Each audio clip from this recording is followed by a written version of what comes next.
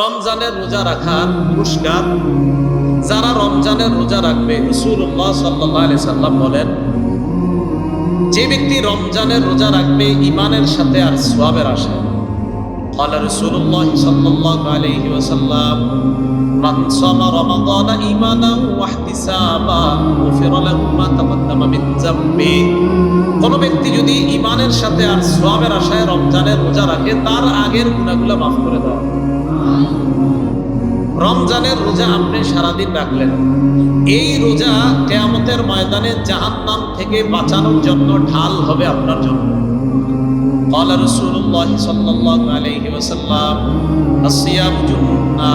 রমজানের রোজা হলো ঢাল, ইয়াস্তাজিন্নু বিহাল আব্দু মিনান নার।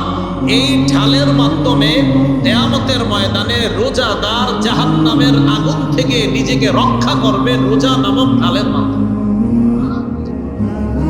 তো সারাদিন আপনারা রোজা রাখলেন, রোজা রাখার পর এরপর সারাদিন রোজা রেখে আমরা বিকাল বেলা একটা কাজের মাধ্যমে আমাদের রোজাটাকে আমরা শেষ করি। সেই রোজাটার নাম কি? সেই আমলটার নাম কি? ইফতার। বলেন এটার নাম কি? রাসূলুল্লাহ সাল্লাল্লাহু আলাইহি সাল্লাম বলেন, লিস-সাইমি ফারহাতান। রোজাদারের জন্য দুইটা খুশির বিষয়। ইয়াফরাহুমা, যেই দুইটা খুশির বিষয় রোজাদার উপভোগ করবে, যেই দুই সময়ে রোজাদার খুশি হবে। এক নাম্বার ফরহাতুন ইনদা ফিত্রি, রোজাদার যখন ইফতার করবে তখন সে খুশি হবে।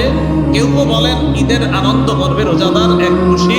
আরেকটা হলো ফরহাতুন ইনদা লিকাই রাব্বিহি, আল্লাহর সাথে যখন রোজাদার সাক্ষাৎ করবে তখন হবে তার চূড়ান্ত খুশি। তাহলে রোজাদারের